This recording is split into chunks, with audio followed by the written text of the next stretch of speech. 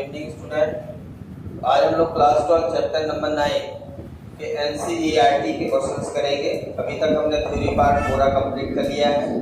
आज हम उसके एक्सरसाइज के क्वेश्चंस करेंगे, ठीक है ना। तो हेडिंग लगाएंगे सभी लोग, चैप्टर 9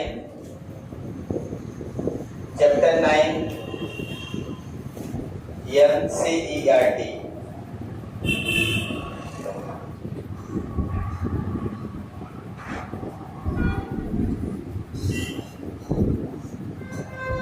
एक्सरसाइज प्रॉब्लम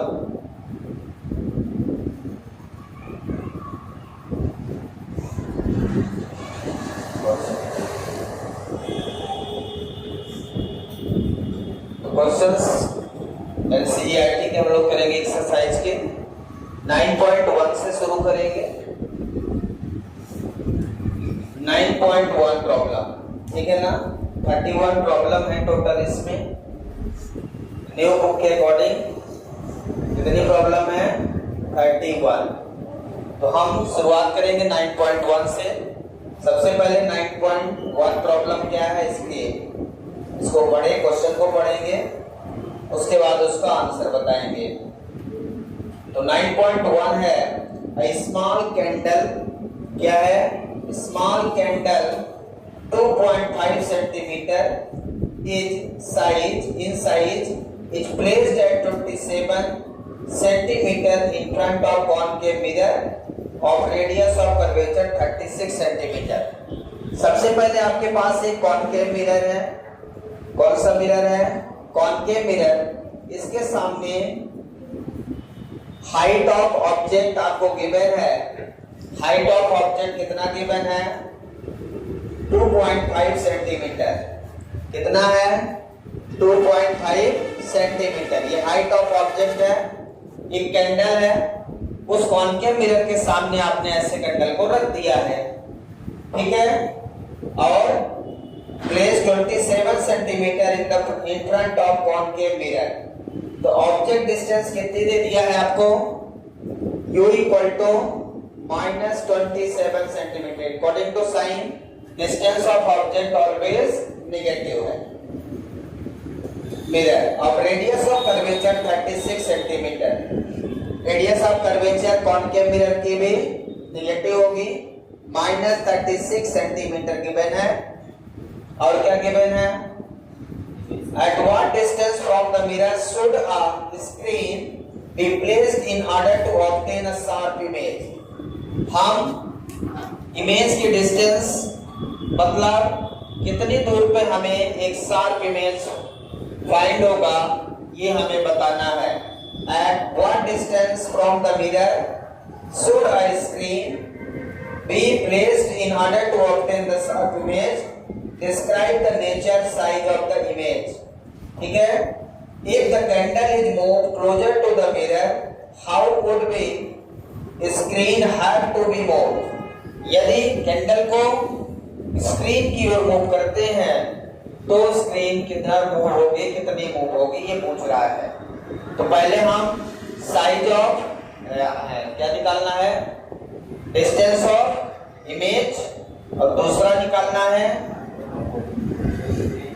इमेज की हाइट निकालना है। और क्या निकालना है? किसकी? इमेज के डिस्टेंस निकालना है। तो हो गया इमेज डिस्टेंस, हो गया। Describe nature and size of image. Nature और साइज ऑफ इमेज बताना है आपको, ठीक है। तो सिंपल सॉल्व करेंगे। साइज ऑफ इमेज निकालने के लिए हमें क्या करना पड़ेगा? क्या निकालना पड़ेगा? b निकालना है। तो पहले इसका फोकल लेंथ निकाल लें। Focal length equal to r/2 -36/2 equal to -18 centimetre. अब देखिए इसकी फोकल लेंथ कितना है? -18 सेंटीमीटर। ऑब्जेक्ट कहाँ रखा है? -27 पे, मतलब इसका फोकस इधर है। फोकस -18, रेडियस ऑफ कर्वेचर -36, मतलब यहाँ पे सेंटर ऑफ कर्वेचर। ऑब्जेक्ट कहाँ पे है? Between curvature and focus. Object 27 पे है ना, इसका मतलब object place between curvature and focus. तो आपको इसका इमेज बियॉन्ड सी मिलेगा। क्या मिलेगा? बियॉन्ड सी इनलार्ज मिलेगा। क्या मिलेगा? Enlarge real and inverted. तो नेचर तो हमें क्लियर हो गया, यहां से हम लिख भी सकते हैं। अब हम by using mirror formula, mirror फार्मूले का यूज करेंगे। 1/f = 1/u + 1/b। हमें 1/b निकालना है। 1/b = 1/f - 1/u। 1/b = 1/f, f कितना है? -18 -27। सही है। 1/b = -1/18 + 1/27। एलसीएम ले लेंगे, 54 ले लेंगे, -3 हो जाएगा, यहाँ +2 हो जाएगा, तो -1/54। इस तरह से b = -54 सेंटीमीटर आ जाएगा। नेगेटिव साइन क्या बता रहा है? तो यहाँ पे डिस्टेंस ऑफ इमेज आपका कितना आ गया? -54 सेंटीमीटर। तो 1/b = -1/54, तो b = -54 सेंटीमीटर। नेचर क्या हो गया? नेचर क्या है? Real and inverted. Real and inverted और इनलार्ज है। साइज इसका क्या है? इनलार्ज है। साइज क्या है? इनलार्ज है। तो मैग्नीफाइड है, मैग्निफिकेशन निकाल लेंगे, ठीक है ना। साइज के लिए क्या निकालेंगे? मैग्निफिकेशन। हाइट ऑफ इमेज निकालना है आपको, ठीक है ना। तो इसका मैग्निफिकेशन क्या होगा? मैग्निफिकेशन m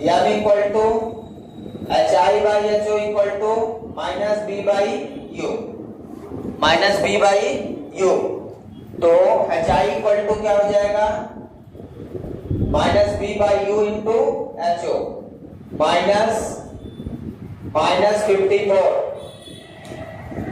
-54/-27 और ho दिया है कितना? 2.5। ho कितना है? 2.5। so hi कितना आ जाएगा? माइनस माइनस प्लस माइनस 27 टू जा 54 into 2.5 -5 सेंटीमीटर। तो हाइट ऑफ ऑब्जेक्ट कितना है? 2.5। ये आ गया डबल। ऊंचाई कितना आ गया? -5 सेंटीमीटर। इस तरह से साइज क्या मिल गई? साइज ऑफ इमेज क्या मिला? इनलार्ज मिल गया, ठीक है। साइज ऑफ इमेज क्या मिल गया? इनलार्ज मिल गया। इस तरह से आपसे पूछा था कि साइज क्या होगी, तो हमने एक पॉइंट कर लिया। अब इसमें एक चीज और बोला है क्वेश्चन में, if the candle is move closer to the mirror. यदि ऑब्जेक्ट को मिरर के पास लाते हैं तो इमेज दूर जाता है, आपको पता है। तो ऑब्जेक्ट को यदि पास लाते हैं तो इमेज दूर जाता है। When candle move towards the mirror, when candle move towards the mirror, then the image move away from the mirror, away from the mirror। जैसे जैसे कैंडल को ऑब्जेक्ट को मिरर की ओर लाते हैं वैसे वैसे इमेज मिरर से दूर जाता है। एक ऐसी सिचुएशन आती है जब ऑब्जेक्ट फोकस और पोल के बीच में आता है तब वर्चुअल इमेज हो जाता है, तब वर्चुअल इमेज आ जाता है। When object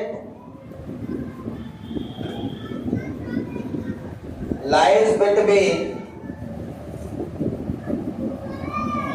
focus and pole of the mirror,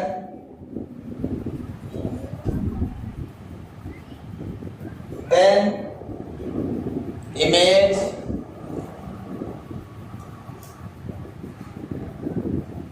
form virtual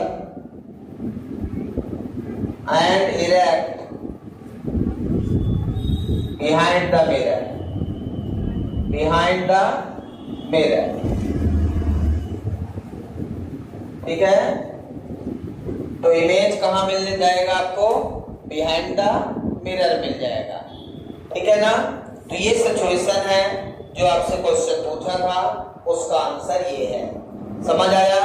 जैसे जैसे ऑब्जेक्ट मिरर की ओर मूव करेगा वैसे वैसे इमेज मिरर से दूर जाएगा, और एक ऐसी सिचुएशन आएगी जब ऑब्जेक्ट फोकस और पोल के बीच में हो जाएगा, उस केस में आपको वर्चुअल एंड इरेक्ट इमेज मिलने लगेगा।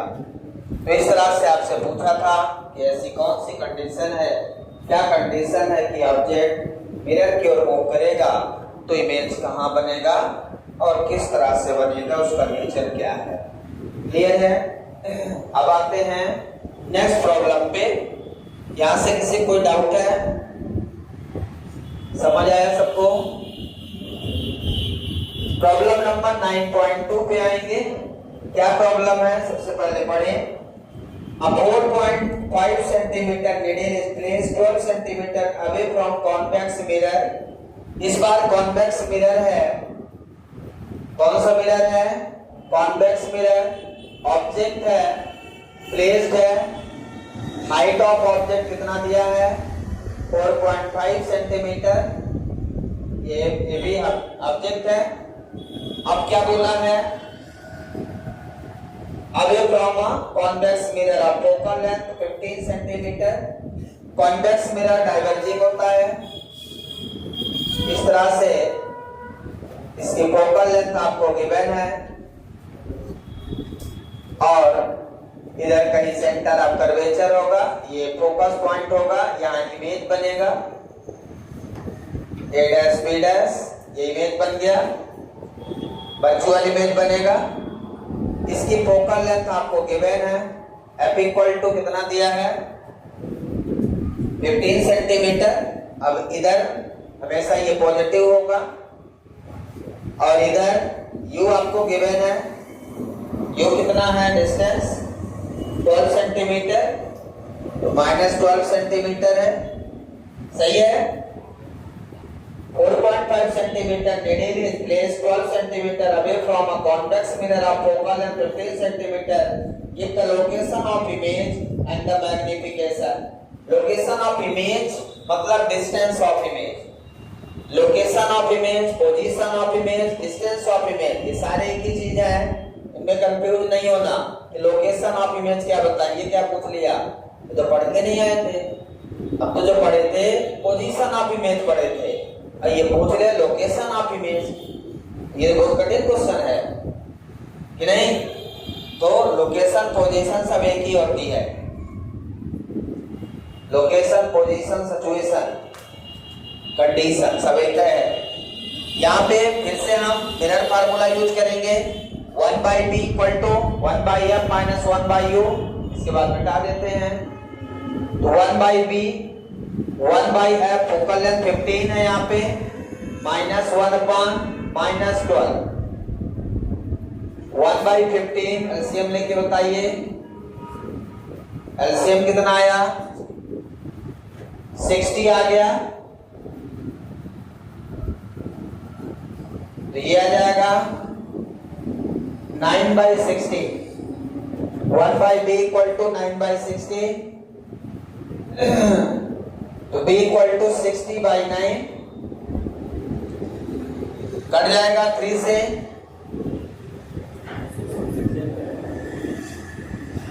कितना?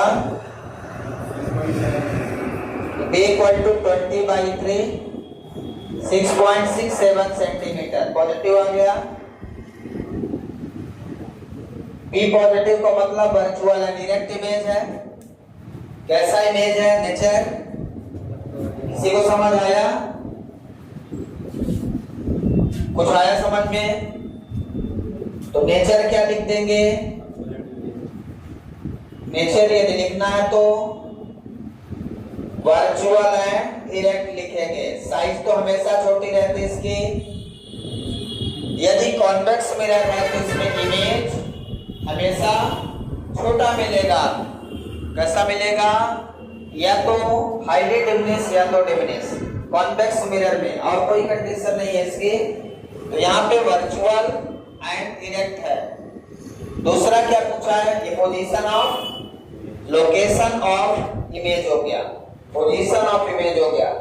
और क्या पूछा है? मैग्निफिकेशन। तो इसका मैग्निफिकेशन फाइंड करेंगे। किसी को फार्मूला याद है क्या? मैग्निफिकेशन का फार्मूला बताओ। मिरर का मैग्निफिकेशन का फार्मूला -b/u। माइनस b की वैल्यू 6.67 और u है कितना? 15 -12 -12 सही है। माइनस माइनस प्लस कट कर दीजिए इसको 0.55 आ जाएगा। 0.55 आ जाएगा। सही है।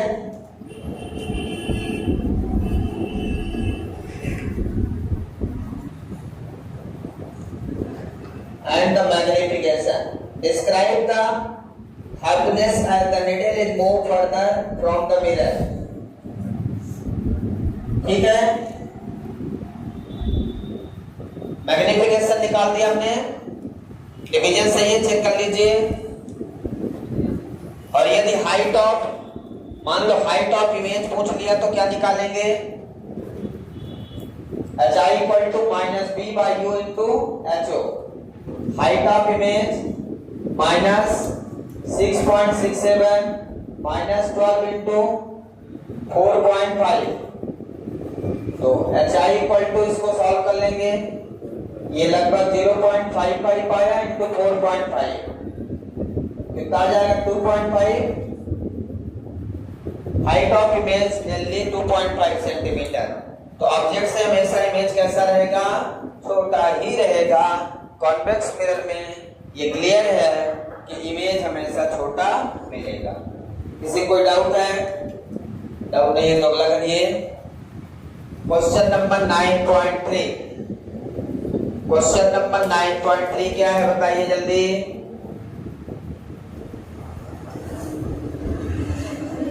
बोलिए। 9.3 प्रॉब्लम पढ़िए। A tank is filled with a water to a height of 12.5 centimeter. The average depth of needle lying at the bottom of the tank is measured by microscope to be 9.4 centimeter. What is the refractive index of water if water is replaced by the liquid of refractive index 1.63 up to the same height? By what distance would the microscope have to be moved to focus on the needle again?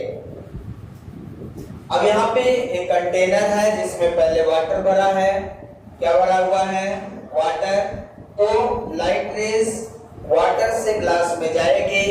उसका refractive index पूछ लिया है कि उसका refractive index कितना होगा। तो सबसे पहले हम उसका रिफ्रैक्टिव इंडेक्स निकाल लेंगे।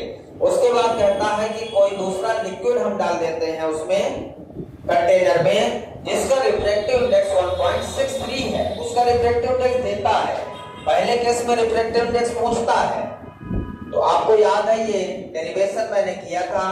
मैंने लिक्विड डाला था और इसकी सिचुएशन आपको याद होगी। यहाँ पे कोई ऑब्जेक्ट रखा था।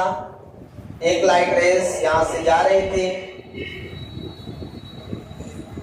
और यहाँ से बेंड हो रही थी, और यहाँ से हम लोग देख रहे थे इसको नॉर्मल आंखों से। किसी ने देखा नहीं देखा था। ऑब्जेक्ट यहाँ रखा है, इसकी जो अपरेंट हाइट है, यहाँ पे एंगल ऑफ इंसिडेंट बन रहा था। Angle of incident, angle of refraction याद है आपको, यल पॉइंट है। तो मैंने real depth upon apparent depth निकाला था, हाइट ऑफ एक्चुअल। तो जो आपको याद है, real depth upon apparent depth equal to formula देखिए, यहाँ पे जो गिवन है सबसे पहले वो लिख लेंगे। रियल डेप्थ आपको गिवन है, रियल डेप्थ कितना दिया है, 12.5 सेंटीमीटर रियल डेप्थ है, और अपरेंट डेप्थ दिया है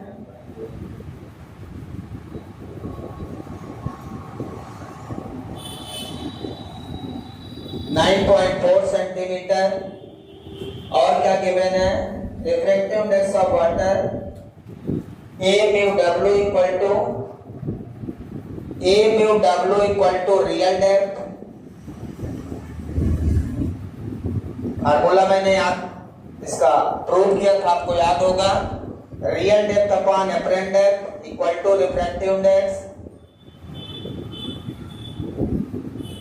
याद है क्या, real depth upon apparent depth equal to refractive index.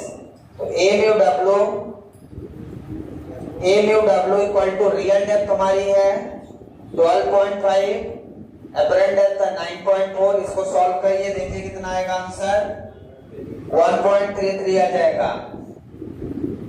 मतलब वाटर का रिफ्रैक्टिव इंडेक्स वैसे भी 1.33 होता है। इस तरह से हमने वाटर का रिफ्रैक्टिव इंडेक्स फाइंड कर लिया है।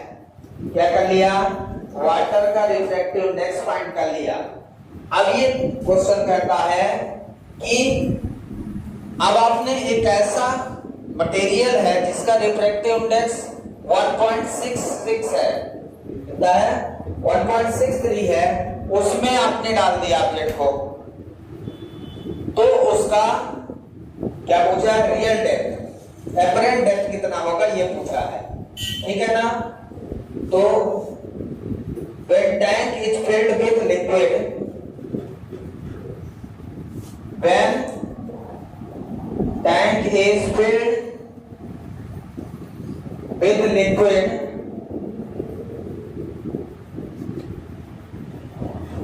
whose refractive index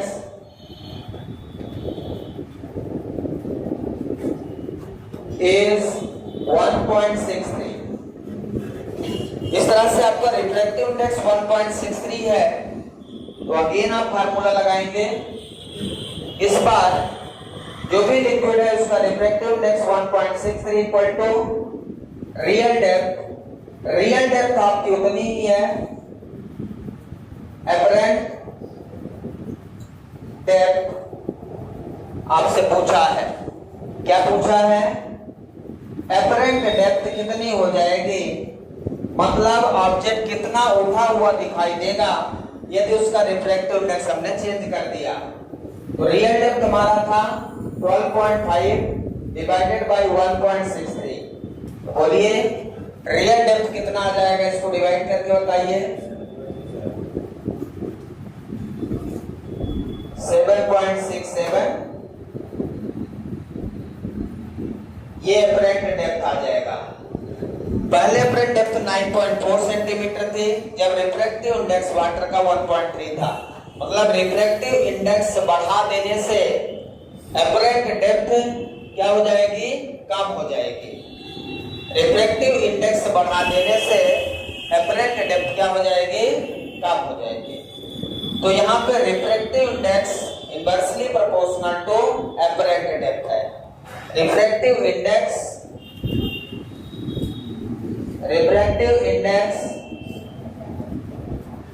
inversely proportional to apparent depth.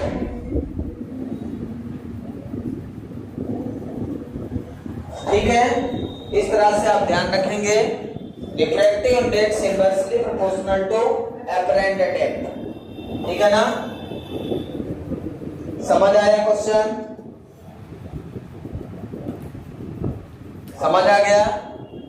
इसके बाद प्रॉब्लम नंबर 9.4 है। सभी लोग प्रॉब्लम पढ़ेंगे पहले। Figure A and B show reflection of a ray in air incident at 60 degree with the normal to a glass air and water air interface respectively. Predict the angle of reflection in glass when the angle of incident in water is 45 degree with the normal to a water glass interface. आपको figure given है यहाँ पे, figure A, figure B and figure C given है। तो इस तरह से यहाँ पे जो डायग्राम गिवन है हम बना लेते हैं। पहले डायग्राम में इंसिडेंट एंगल आपको गिवन है। सबसे पहले केस में angle I equal to 60 degree और एंगल आर इक्वल टू यहां पे दिया 35 डिग्री। सही है? चेक कर लीजिए। ये ग्लास और एयर का है, यहाँ पे ग्लास और यहाँ पे एयर है। दूसरा डायग्राम जो गिवन है हमें उसमें वाटर और एयर है। वाटर से एयर से वाटर में जा रही लाइट रेस और इसका इंसिडेंट एंगल कितना गिवन है 60 डिग्री और 47। ये एंगल कितना है 47 डिग्री। इसके बाद सी केस क्या है?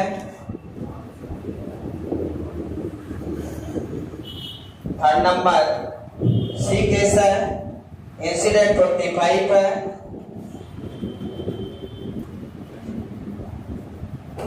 45 डिग्री।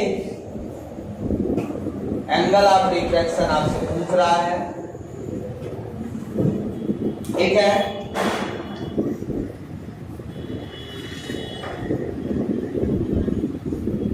सबसे पहले इसका ए म्यू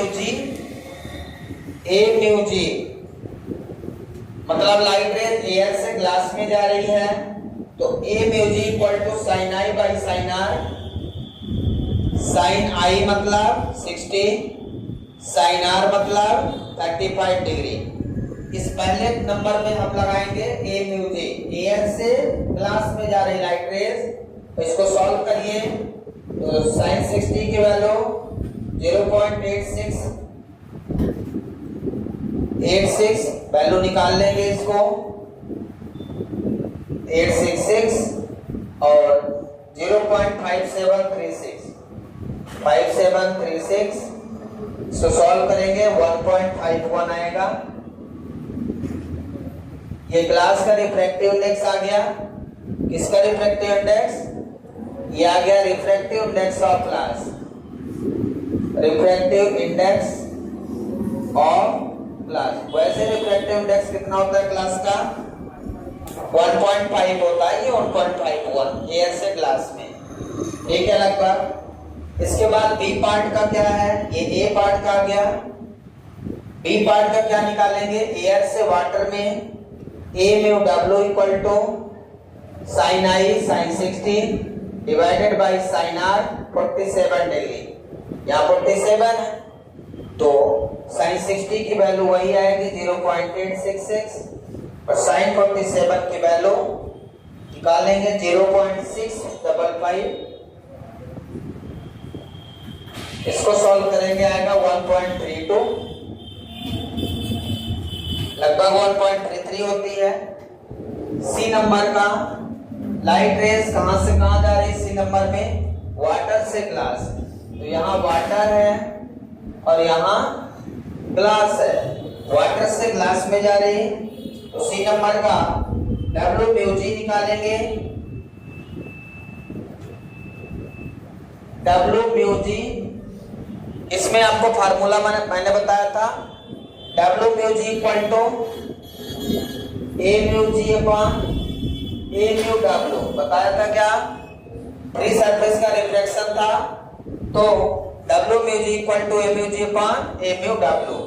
ए म्यू जी आपका आ चुका है कितना 1.51 और ए म्यू डब्ल्यू आपका आ गया है 1.32 जो हमने फाइंड कर लिया है। इसको सॉल्व करेंगे।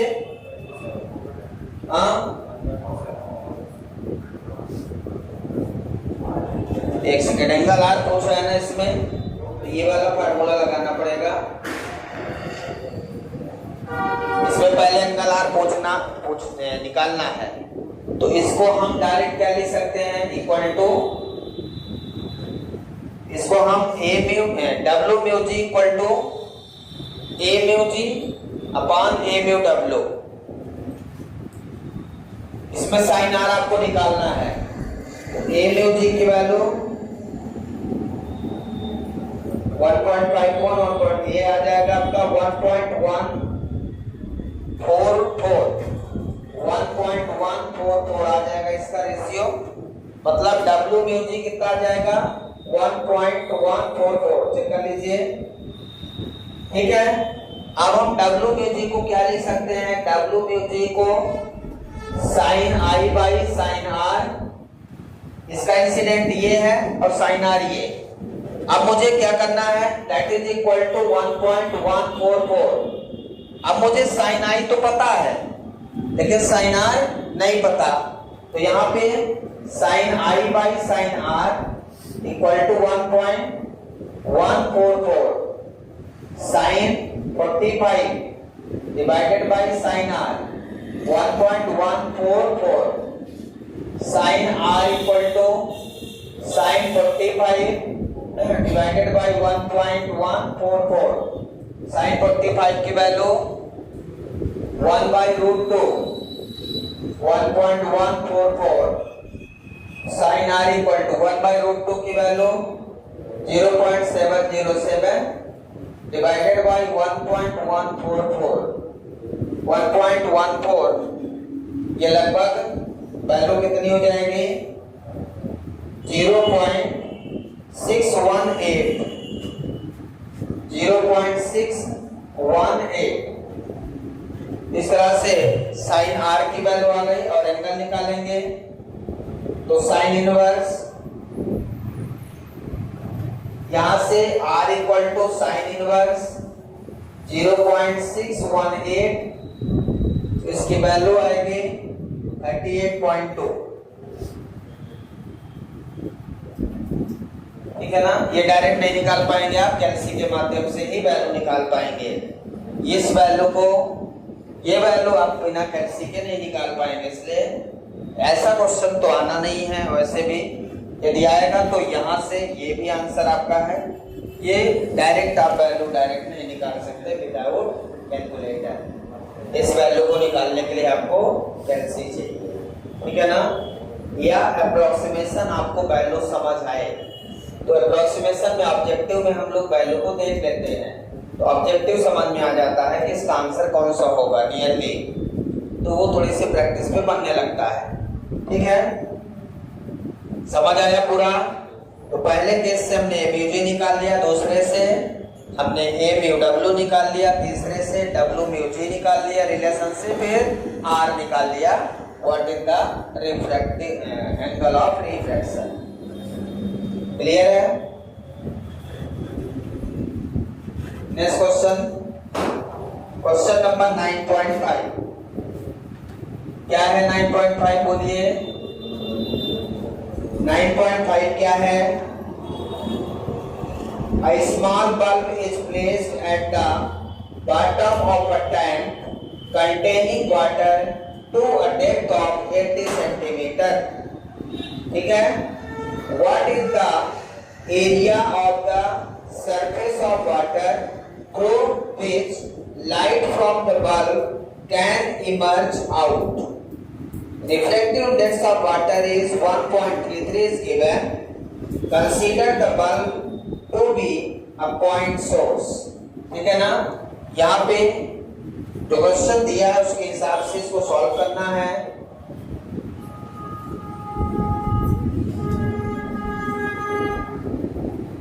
क्या क्या गिवन है आपको? A small bulb is placed at the bottom of a tank. Bulb कहाँ है? बॉटम ऑफ द टैंक में, नीचे, ये बॉटम ऑफ द टैंक है, ठीक है। Small bulb is placed at the bottom of a tank containing water to a depth of 80 centimeter. इसकी depth कितनी दी है? डेप्थ कितनी दी है? 80 सेंटीमीटर गहराई है इसकी। और क्या गिवन है? What is the area of the surface of water? Area of the surface of water पूछ रहा है। Which light from the bulb can emerge out? जो लाइट इमर्ज हो रही है, ठीक है ना। तो यहाँ पे इसकी रेडियस, यहां से इसकी रेडियस स्मॉल आर है, इधर भी स्मॉल आर है। यहां से इसका angle of incident,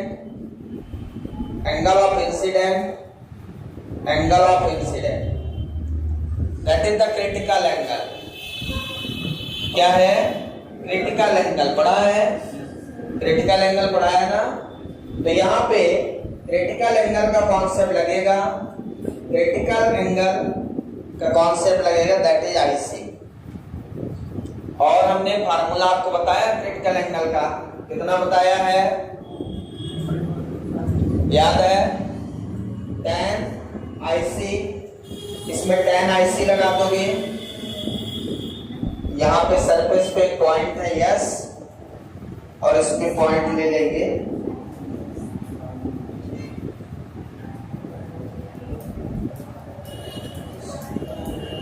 tan IC equal to R by H। tan theta कितना होता है? tan थीटा equal to perpendicular by base, ठीक है ना। तो परपेंडिकुलर बाई बेस, बेस इसका ये हो गया, परपेंडिकुलर ये हो गया, हाइपोटेनस ये हो गया। ये आईसी है तो यहाँ पे भी आईसी हो जाएगा एंगल, ठीक है ना। ये आईसी तो ये आईसी बन जाएगा। तो आईसी में परपेंडिकुलर ये हो जाएगा, ये आईसी एंगल हो गया क्रिटिकल एंगल, ये perpendicular by base R by H, ये आर रेडियस हो गया। अब इसमें एच आपको गिवन है और रेडियस कितनी गिवन है? नहीं गिवन है, ठीक है ना। तो यहां से आर इक्वल टू कितना निकाल लेंगे? H tan IC। कितना आ जाएगा? H tan IC। समझ आया क्या? H into tan IC। अब एरिया, इसका एरिया कितना होगा? इसका एरिया जहां पे वाटर में ये बल्ब डला हुआ है, पाई are square.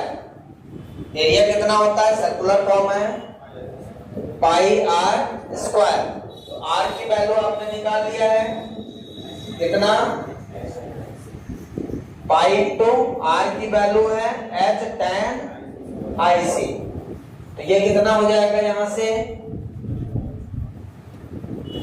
Pi into H square tan square IC। पाई की वैल्यू पता है आपको, ठीक है ना। पाई की वैल्यू आपको tan IC, tan की वैल्यू नहीं पता, ठीक है ना। तो इसको साइन और उसके रूप में लिखते हैं, कॉस के रूप में। तो ये जो एरिया है ये pi H square sine IC, sine square IC upon cos square IC। tan square IC equal to sine square IC upon cos square IC लिख दिया आपने। अब साइन स्क्वायर IC की वैल्यू आपको पता है क्रिटिकल एंगल में, पता है कि नहीं? बताया भाई। ये हो जाएगा sign square IC sine cos को क्या लिख सकते हैं 1 minus sine square theta 1 minus sine square IC. ये हो गया। अब साइन आईसी की वैल्यू 1/μ होती है, निकाला है, याद है। और यहाँ क्या है, ये वाटर ऐसा है, तो वाटर का रिफ्रैक्टिव इंडेक्स 1.33 रख देंगे तो वैल्यू मिल जाएगी आपको, ठीक है ना। Sine IC we know that sine IC equal to 1/μ। तो साइन आईसी की जगह 1/μ रख देंगे, तो यहां तक लिख लीजिए। इसके बाद इसकी एरिया क्या आ जाएगी पाई एच स्क्वायर, यहां आ जाएगा 1/μ का स्क्वायर डिवाइडेड बाई 1 माइनस 1/μ, यहां भी स्क्वायर, एलसीएम ले लीजिए जो बने पाई एच स्क्वायर इंटू 1/μ स्क्वायर, ये हो जाएगा μ स्क्वायर माइनस 1/μ स्क्वायर, ऐसा हो जाएगा। Area equal to pi H square by μ square upon μ square minus 1 upon μ square, ऐसा हो जाएगा। ये तो मैथमेटिकल है, आप सॉल्व कर सकते हैं। Pi H square by μ square into μ square by μ square minus 1 से μ स्क्वायर कट गया। एरिया क्या बचा आपका pi H square by μ square minus 1। अब सब कुछ पता है आपको, एच पता है, μ पता है, पाई की वैल्यू पता ही है, सॉल्व कर लीजिए इसको। इधर लिख दिया है, तो वाटर है μ equal to 1.33 for water, value रख देंगे। एरिया आपका आ जाएगा pi H square by μ square minus 1 equal to pi की वैल्यू 3.14, हाइट कितना दिया है 80 सेंटीमीटर दिया है ना, ये मीटर में, हाइट कितना दिया है 80 सेंटीमीटर, तो 80 इंटू 10⁻⁻² मीटर कर लेंगे। और यहाँ पे 1.33 का स्क्वायर माइनस 1, इस तरह से इसको सॉल्व करेंगे। हाँ एच, हाँ एच स्क्वायर है तो इसका स्क्वायर कर देंगे, ठीक है। और इसको पूरा सॉल्व करिए, देखिए कितना आ रहा है।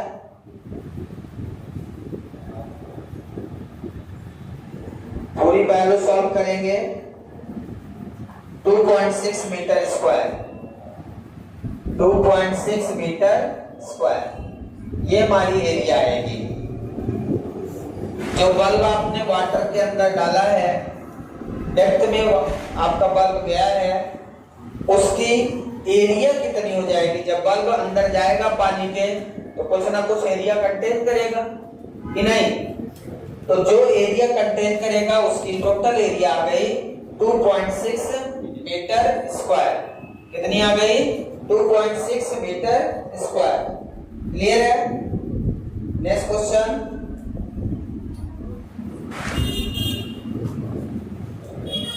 हम 9.6 टाइम है ना अभी,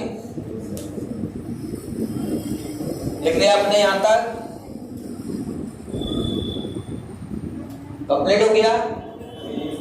हाँ कहा नहीं हुआ।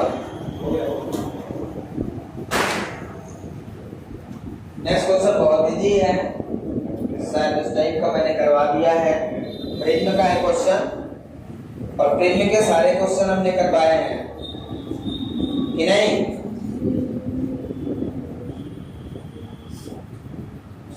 तो 9.6 नंबर प्रॉब्लम एक और कर लेते हैं बस। क्वेश्चन है, a prism is made of glass of unknown refractive index. A parallel beam of light is incident on a face of the prism. The angle of minimum deviation is measured to be 40 degree. What is the refractive index of the material of the prism? the refracting angle of the prism is 60 degree. If the prism is placed in water, जिसका refractive index दिया है 1.33, predict the new angle of minimum deviation of the parallel beam of light. ठीक है, सबसे पहले prism है जिसका refractive index unknown है और उसके बाद उसका minimum angle of deviation given है। क्या क्या गिवन है? Delta M. एक प्रिज्म है, इसमें लाइट इंसिडेंट जा रही है, इंसिडेंट ऑफ लाइट डेविएशन होगा, ये एंगल ऑफ डेविएशन गिवन है 40 डिग्री। एंगल ऑफ प्रिज्म आपको पता है 60 डिग्री। कितना है? 60 डिग्री।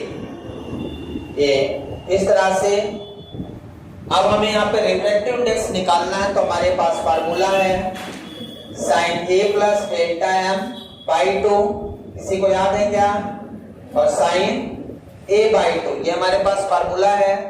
यहाँ पे रख देंगे sine A 60 plus 40 by 2 divided by sine 60 by 2। 60 plus 40 100, कितना हो जाएगा? Sine 50 divided by sine 30। इस तरह से इसकी वैल्यू निकालेंगे। साइन 50 की वैल्यू 0.766 और साइन 30 की वैल्यू 1/2 मतलब 0.5। कितने आ जाएंगे? 0.5। इसको सॉल्व करेंगे 1.532 आएगा रिफ्रैक्टिव इंडेक्स 1.53। इस तरह से इसका रिफ्रैक्टिव इंडेक्स प्रिज्म का आ गया 1.53। अब when the prism is placed in water, आप क्या कर रहे हैं? प्रिज्म को उठा के सीधा पानी में रख रहे हैं, तब क्या होगा? When prism is placed in water, समझ रहे हैं? पहले तो प्रिज्म बाहर है, अब हम क्या कर रहे हैं? प्रिज्म को पानी में डाल रहे हैं, तो यहाँ पे पूरा पानी हो गया। अब पानी का चूंकि एक अलग मीडियम है, उसका रिफ्रैक्टिव इंडेक्स अलग है, अब उसका इफेक्ट अलग हो जाएगा। ठीक है, तो जब आप उसको पानी में डाल रहे हो तो आपसे कह रहा है वाटर का रिफ्रैक्टिव इंडेक्स गिवन है, तब आप उसका मिनिमम डेविएशन बताइए। ये जो वाटर है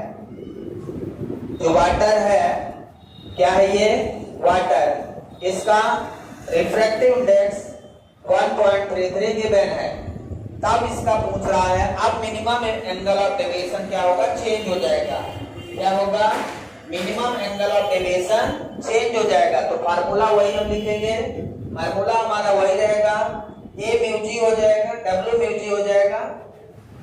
W mu G equal to sine A plus delta M by 2 upon sine A by 2।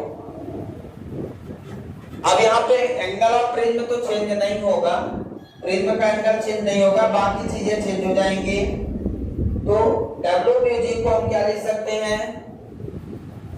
A mu G upon A mu W. W mu G हो गया ना, अब यहाँ पे क्या हो गया? डब्ल्यू म्यू जी। लाइट रेज वाटर से ग्लास में जाएगी, वाटर में डाल दिया आपने, तो अब वाटर से ग्लास में जाएगी, फिर वाटर में निकलेगी, क्योंकि पानी भर दिया आपने, तो वाटर में पहले जाएगी, फिर ग्लास में जाएगी, फिर वाटर में। तो डब्ल्यू म्यू जी हो गया। ठीक है, तो W mu G equal to A mu G upon A mu W. Sine A plus B, A की जगह 60 plus delta M by 2 upon sine 60 by 2। अब यहां से आपको क्या निकालना है? ए म्यू जी आपको पता है, हमने अभी निकाला है।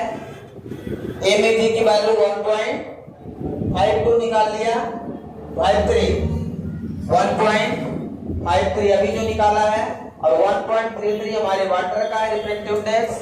साइन ए प्लस मतलब 60 plus delta M by 2, sine A by 2 मतलब साइन 30। अब इधर 1.53 अब डिवाइडेड बाई 1.33, साइन 30 की value 0.5 equal to sine 60 plus delta m by 2, ये हो जाएगा। इसको सॉल्व करिए तो बताइए कितना आएगा value. 1.152 into 0.5 sine 60 plus delta m by 2। यहां से हमें इन्वर्स करना पड़ेगा, तो इसका मल्टीप्लिकेशन कितना आ जाएगा करके बताइए। 0.575 equal to sine 60 plus delta m by 2। ठीक है, अब इससे हम निकालेंगे a plus 60 plus delta m by 2 equal to sine inverse 0.575। इससे साइन इनवर्स इधर लाएंगे, अब हमें इसकी वैल्यू मिल जाएगी 60 plus delta m by 2 equal to sine inverse इतने की वैल्यू बताइए। साइन इनवर्स इतने की वैल्यू क्या आ जाएगी 35 डिग्री, नियरली 35 डिग्री आएगी। 2 का मल्टीप्लाई कर देंगे, 60 plus delta m equal to 70 degree, तो delta m equal to 70 minus 60, तो delta m equal to nearly 10 degree. ये आ गया मिनिमम एंगल ऑफ डेविएशन। समझ आया क्या? मिनिमम एंगल ऑफ डेविएशन कितना आ गया 10 डिग्री। पहले कितना था 40 डिग्री। जब ओनली प्रिज्म था तब minimum angle of deviation 40 degree आ रहा था। प्रिज्म को हमने पानी में डाल दिया तब उसका minimum angle of deviation 40 degree हो गया, और कुछ नहीं चेंज किया मैंने। तो सोचिए कि कितना ज्यादा एंगल ऑफ डेविएशन आपका चेंज हो रहा है। इसका मतलब प्रिज्म तो पहले था ही डेंसर और वाटर में डाल दिया तो और डेंसर हो गया, तो लाइट की स्पीड और डिक्रीज हो गई। इसका मतलब यहाँ पे मिनिमम एंगल ऑफ डेविएशन आपका और चेंज हो गया है। ठीक है, बाकी नेक्स्ट क्लास में लेंगे। Thank you, have a nice day.